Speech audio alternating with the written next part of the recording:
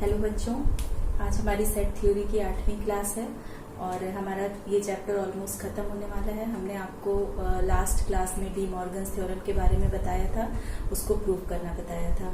तो I hope कि आपका डी मॉर्गन्स थ्योरम तक कंप्लीट हो गया होगा।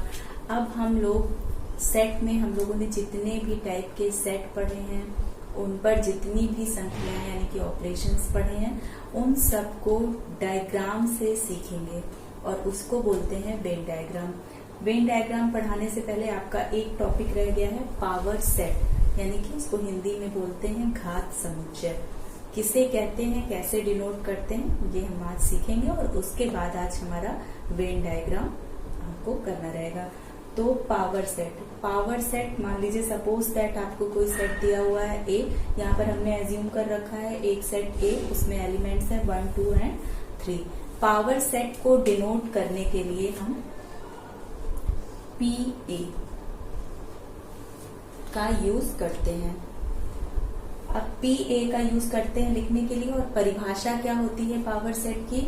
एक ऐसा समुच्चय जिसमें किसी समुच्चय के सभी संभव उपसमुच्चय सम्मिलित हों। पावर सेट होता है सेट ऑफ सेट्स, यानी कि समुच्चयों का समुच्चय। समुच्चयों के समुच्चय को कैसे लिखते हैं? सबसे पहले हम सेट को लिखने के लिए मिडिल ब्रैकेट का यूज करते हैं, और अगर वो समुच्चयों का समुच्चय है तो उसके जितने एलिमेंट्स होंगे वो भी क्या होगा, सेट के फॉर्म में रहेंगे। यानी कि जो उनका सेट के लिए जो नोटेशन यूज करते हैं, यानी कि मिडिल ब्रैकेट के अंदर जो एलिमेंट्स हैं वो भी मिडिल ब्रैकेट के अंदर रहेंगे। तो ये तो हो गया आपका समुच्चयों का समुच्चय, यानी कि सेट ऑफ सेट्स। लेकिन हम पढ़ रहे हैं पावर सेट, यानी कि अगर हमको कोई गिवन सेट ए है तो उसके जितने पॉसिबल सबसेट्स हैं, अगर कोई सेट उस सेट को कंटेन करता है सभी पॉसिबल सबसेट्स को, तो वो उस समुच्चय का या उस सेट का पावर सेट, या उसको हम हिंदी में बोलते हैं घात समुच्चय कहलाता है। तो यहाँ पर अभी हम 1 by 1 देखेंगे। घात समुच्चय के लिए हमने यहाँ पर ये लिख लिया है, लेकिन हम सबसे पहले देखेंगे कि हम कितने प्रकार के समुच्चय उपसमुच्चय का निर्माण कर सकते हैं 1, 2, 3 की सहायता से, और उनकी संख्या कितनी आती है, और क्या हम ए में उपस्थित अवयवों की संख्या से उससे बनने वाले जो सबसेट्स हैं उनको किसी तरीके से रिलेट कर सकते हैं। तो ये आज हम सीखेंगे। नाम हमने रख लिया है A1। सबसे पहले हम एक एलिमेंट, हर तरीके के सेट्स पॉसिबल हैं। सेट ऐसा भी सेट होता है जिसमें कोई एलिमेंट नहीं होता है, ऐसा भी सेट होता है जिसमें एक एलिमेंट होता है, उसको हम सिंगलटन सेट या एकल समुच्चय कहते हैं। ऐसा सेट जिसमें कोई भी एलिमेंट नहीं होता है उसको हम इंग्लिश में नल सेट, और या फिर हिंदी में रिक्त समुच्चय बोलते हैं। उसके अलावा और स्ट्रक्चरल बेसिस पे हमने 2 पढ़े थे, परिमित समुच्चय यानी कि फाइनाइट सेट, और अपरिमित समुच्चय यानी कि इनफाइनाइट सेट। परिमित समुच्चय में अवयवों की संख्या को हम काउंट कर सकते हैं, गिन सकते हैं, और अपरिमित समुच्चय में हम अनकाउंटेबल होते हैं। तो यहाँ पर हम देख रहे हैं चूंकि ए जो है वो फाइनाइट सेट है, तो इससे बनने वाले जो सबसेट्स होंगे वो भी फाइनाइट ही होंगे A1। तो सबसे पहले हम एक एलिमेंट को अलग करते हैं। जो हमारा सेट बनेगा उसका टाइप क्या होगा, वो सिंगलटन सेट होगा। तो यहाँ पर सपोज दैट A1 और उसमें है एलिमेंट 1 हमने सिर्फ रखा है, तो हम कह सकते हैं A1 is proper subset of A। इसमें आपको कोई डाउट नहीं होना चाहिए। A1 के सारे एलिमेंट आपको कहाँ पर मिल रहे हैं, A में मिल रहे हैं, और तो इसलिए A1 क्या कहलाएगा, A का सबसेट, प्रॉपर सबसेट कहलाएगा, क्योंकि A1 साइज में A से छोटा है। इसी तरीके से A2 contains 2 and A2 is also subset of A। Similarly A3 and A3 is also the proper subset of A, and A1, A2 and A3 are singleton sets। ऐसे समुच्चय जिसमें अवयव की संख्या 1 है, यानी कि sets having only 1 element called singleton set. अब 2 अवयव लेंगे, आप कॉम्बिनेशन बना सकते हैं A4 1 और 2। क्वेश्चन आपके मन में आ रहा होगा 2 और 1 क्यों नहीं? आपको मालूम है सेट में क्रम से कोई फर्क नहीं पड़ता, हमको एलिमेंट से मतलब है, उनके ऑर्डर से मतलब नहीं होता। यानी हम सेट में जो एलिमेंट्स प्रेजेंट है उनको चाहे हम असेंडिंग ऑर्डर में लिखें या डिसेंडिंग ऑर्डर में लिखें, सेट की जो प्रॉपर वैल्यू रहती है वो वही रहती है। बस कोई भी एलिमेंट जो है वो आपका रिपीटेटिव टाइम नहीं होना चाहिए, यानी कि एक एलिमेंट को हम एक ही बार लिखेंगे। तो पहले हमने 1 के साथ 2 का कॉम्बिनेशन बनाया है। यहाँ पर भी हम देख सकते हैं A4 is also the proper subset of A, क्योंकि A4 में 2 एलिमेंट है और वो भी हमें कहाँ मिल रहे हैं? A में मिल रहे हैं। ठीक इसी तरीके से A5 हम 2 को छोड़ देंगे, 1 और 3 लिया हमने, and we can see that A5 is also the proper subset of A। Next हमने 1 का कॉम्बिनेशन 2 के साथ में हो गया, 1 का 3 के साथ में हो गया। नेक्स्ट हम 1 को ड्रॉप कर देंगे तो हमारा क्या बचेगा? 2 and 3, and we can see that A6 is also the proper subset of A। Next हम लोगों ने पढ़ा था सबसेट और इक्वल भी, एक ऐसा सेट जिसके सारे एलिमेंट किसी दूसरे सेट में पाए जाते हैं, लेकिन चूंकि हमने अपना कंपैरिजन फर्स्ट सेट से स्टार्ट किया है, तो अगर हम फर्स्ट सेट की बात कर रहे हैं तो हम उसको यही लिखेंगे, first set is the proper subset और equal to the given set. तो यहाँ पर हम A7 एक नया सेट एज्यूम करेंगे और उसमें हम A में प्रेजेंट सभी एलिमेंट्स को रख लेंगे, 1, 2 and 3। We can say that A7 is subset or equal to A। लिख सकते हैं क्यों? क्योंकि A7 के सारे ही एलिमेंट कहाँ पाए जा रहे हैं? A में पाए जा रहे हैं, इसलिए हमने सबसेट और इक्वल के साइन का यूज किया है। A8 हमने कुछ भी नहीं लिया है, फिर भी हमारे पास सेट का सिम्टम है, ये सिंबल है, ये फाई है, यानी A8 is equal to is also the subset of A। हमने आपको बताया था phi is a subset of every set, रिक्त समुच्चय प्रत्येक समुच्चय का उपसमुच्चय होता है। तो क्योंकि जब हम इसमें से सारे एलिमेंट अगर सपोज दैट निकाल लेते हैं A में से, इसका प्रूफ जब आप बाइनोमियल थ्योरम पढ़ेंगे तो वहां पर आप देख सकते हैं, आगे की क्लास में है, इसका जो प्रूफ है वो अभी आपके कोर्स में नहीं है। यहाँ पर A अगर हम इसमें से सब कुछ निकाल लेते हैं 1, 2, 3, तो हमारे पास क्या बचा रह जाएगा? सिर्फ ये सिंबल, और ये भी हमारी जो सेट की फैमिली है उसका एक मेंबर है। सिर्फ इस सिंबल को हम फाई से डिनोट करते हैं और उसका नाम क्या है? नल सेट या रिक्त समुच्चय। तो उस हिसाब से अभी आपको समझाने की भाषा में, तो null set is a subset of A। और वैसे भी हमारा एक थ्योरम है, वो हमने आपको बताया था कि जो रिक्त समुच्चय होता है वो प्रत्येक समुच्चय का उपसमुच्चय होता है। तो यहाँ पर हमने देखा जितनी पॉसिबल कंडीशंस हैं वो कितनी हैं? 8 कंडीशन है। अगर हमारा गिवन सेट में एलिमेंट कितने हैं? 3 हैं। अगर हमारे पास ये 3 है तो हम कितने टाइप के सबसेट कंस्ट्रक्ट कर पा रहे हैं? 8 टाइप के सबसेट कंस्ट्रक्ट कर पा रहे हैं फ्रॉम द सेट A। तो अब पावर सेट ऑफ A क्या होगा?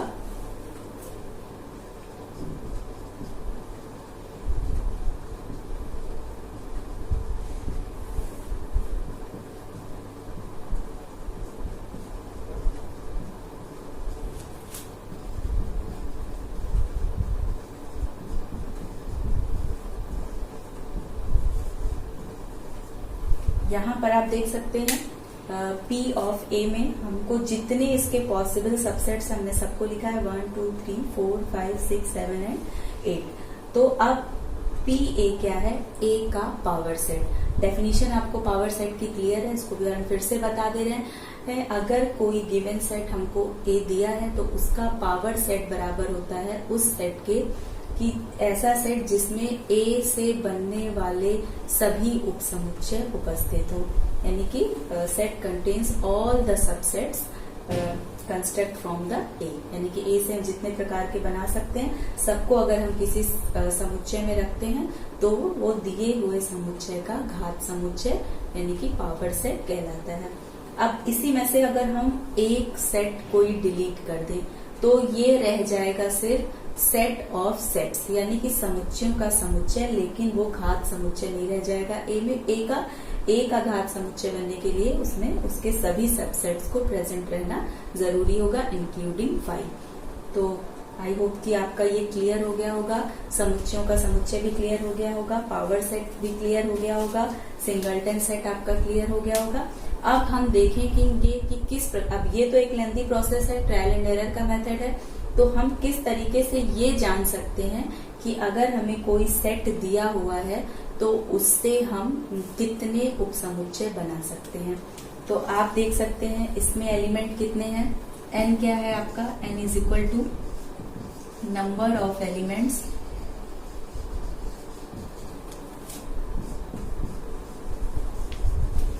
Present in E, 3, and total subset आपके कितने हो गए,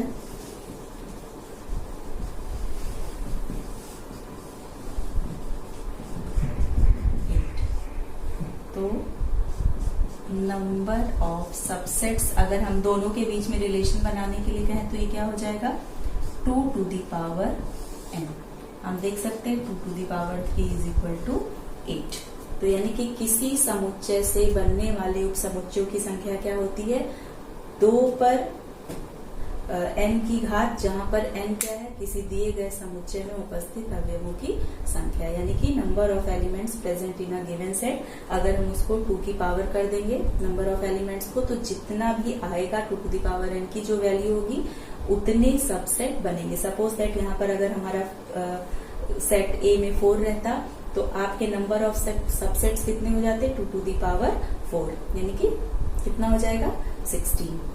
तो इस तरीके से आप, अगर आपको सेट दिया है तो आप इस फॉर्मूले से 2 to the power n से, जहां पर n क्या है, number of elements present in a given set, उससे आप बता सकते हैं कि किसी दिए गए समुच्चय से कुल कितने उपसमुच्चय बनेंगे, और फिर आप समुच्चय बना लेंगे। क्योंकि अब आपके पास नंबर है तो आपको कोरिलेट करने में आसानी होगी।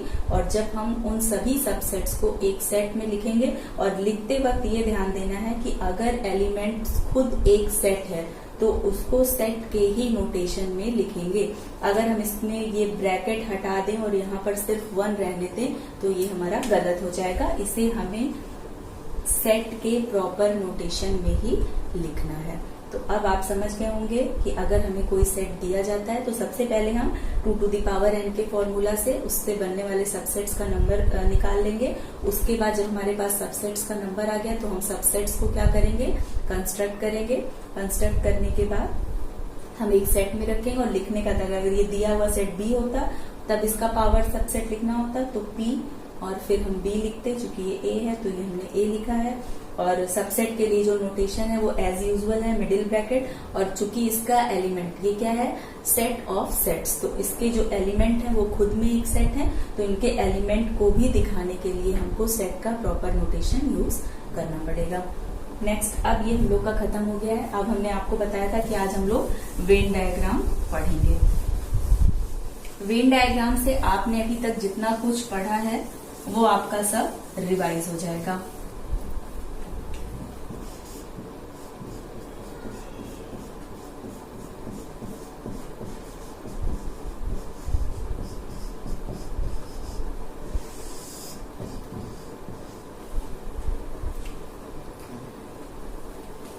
हम लोग सबसे पहले क्या मानते हैं कि हम जितने भी टाइप के सेट्स पढ़ रहे हैं, चाहे वो नंबर सिस्टम हो या किसी भी कोई भी चीज, हम क्या मानते हैं कि जितनी भी चीजें इस अर्थ पे प्रेजेंट है वो सब क्या है, एक ब्रह्मांड का हिस्सा है। ब्रह्मांड का हिस्सा है मीन्स यूनिवर्स का हिस्सा है। इसी तरीके से हम जब सेट्स पढ़ते हैं तो हम ये मानते हैं कि सभी जितने भी सेट्स, अगर नंबर, अब वो आप के क्वेश्चन के ऊपर डिपेंड करता है कि कभी आपको यूनिवर्सल सेट की वैल्यूज दी रहती हैं, कभी आपको खुद से इमेजिन करना पड़ता है गिवन सेट के नेचर के अकॉर्डिंग।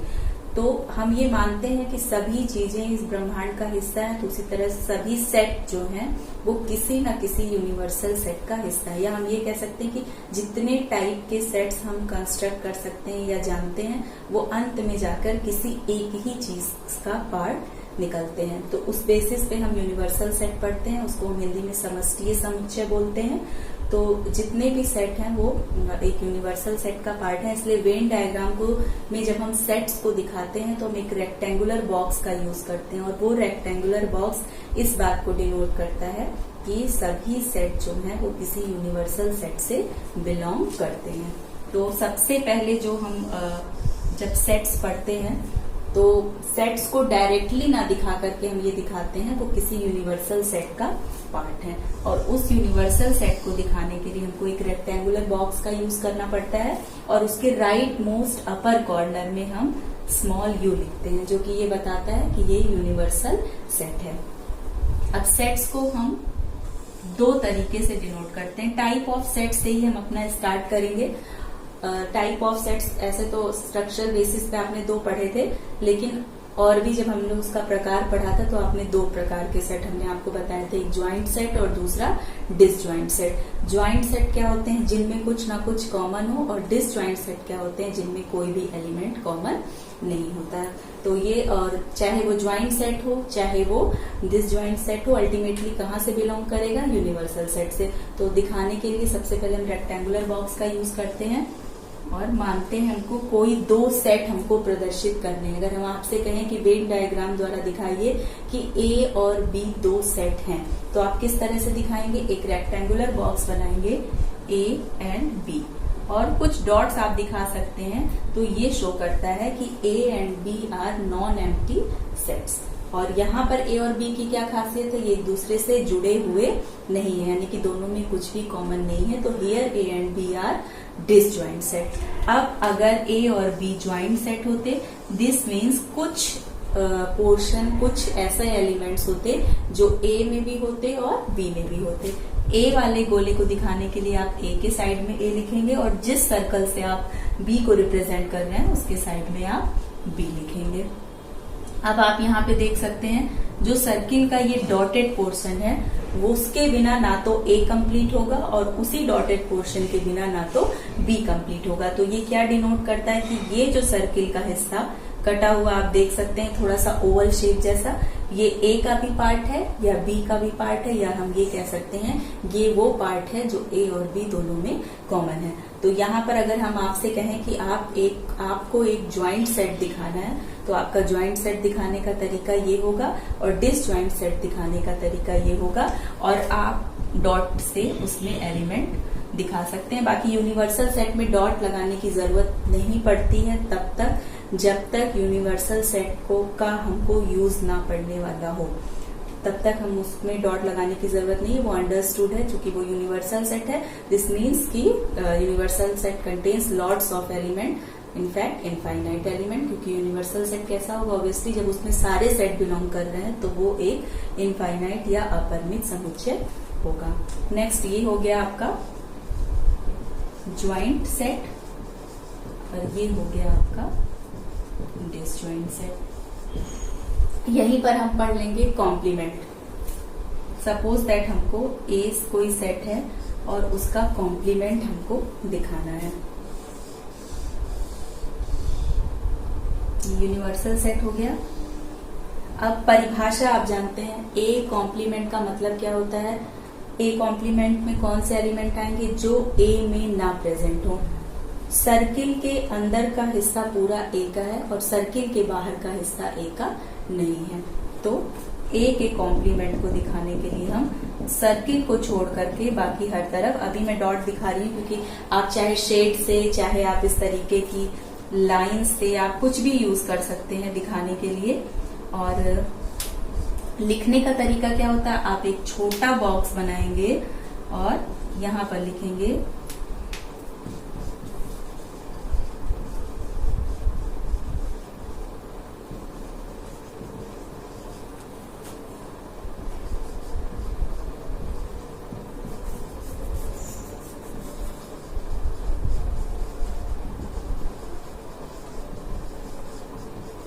यानी कि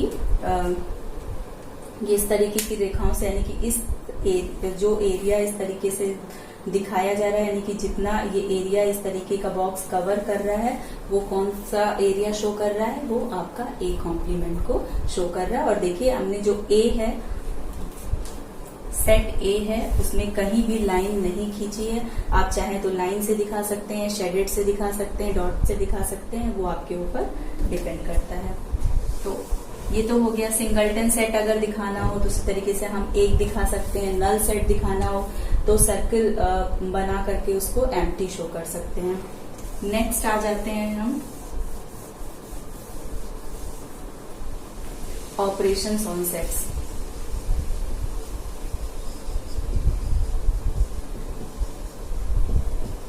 दो तरीके की हमने पढ़ी थी, ए यूनियन बी, दो से ज्यादा भी हो सकते हैं लेकिन अभी हम वेन डायग्राम में शो करने के लिए फिलहाल दो ले रहे हैं। A intersection B.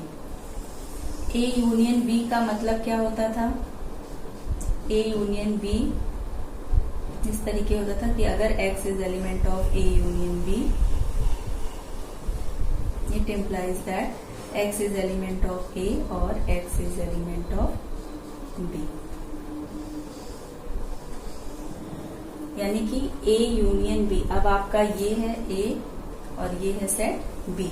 A union B में ए के भी सारे एलिमेंट आएंगे और बी के भी सारे एलिमेंट आएंगे। यानी कि से दिखाया गया भाग जो है आपका वो ए यूनियन बी को प्रदर्शित करता है, क्योंकि जितने एलिमेंट ए में है वो भी आपके ए यूनियन बी में जाएंगे और जितने बी में है वो भी। तो आप ये देख सकते हैं फिगर में कि ए और बी दोनों के सारे एलिमेंट्स को ये डॉट्स कवर कर रहे हैं। सर्किल के अंदर का मतलब है पूरा पूरा बी और ए सर्किल के अंदर का मतलब है कि उसके सारे एलिमेंट इसी सर्किल में बिलोंग करेंगे। तो आप देख सकते हैं area represented by this block is area of A union B, यानी कि ए यूनियन बी को शो करने के लिए आप इस तरीके से दिखा सकते हैं। अब आपका ए इंटरसेक्शन बी आपको देखना है। ए इंटरसेक्शन बी का क्या मतलब होता है? x is element of A intersection B, इसका मतलब होगा x is element of A and x is element of B.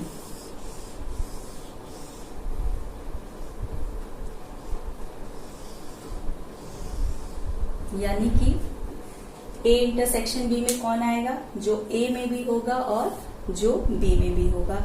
तो आप देख सकते हैं सर्किल का सिर्फ इतना पार्ट ऐसा है जिसके बिना ना तो ए कंप्लीट हो रहा है और ना ही बी। तो area represented by the shaded area is contain the element of A intersection B. यानी ये जो एरिया है ये आपको किसको प्रदर्शित करता है? यानी कि अगर इस तरीके से आपको कोई ब्लॉक बना करके और ये करके दे दिया जाए तो आपसे अगर पूछा जाए कि ये जो शेडेड एरिया है वो क्या प्रदर्शित करता है, तो आप बता सकते हैं कि shaded area A intersection B को रिप्रेजेंट करता है। और यहाँ पर अगर आपसे पूछा जाए कि डॉटेड एरिया क्या रिप्रेजेंट करता है, तो आप बता सकते हैं कि dotted area A union B को रिप्रेजेंट करता है।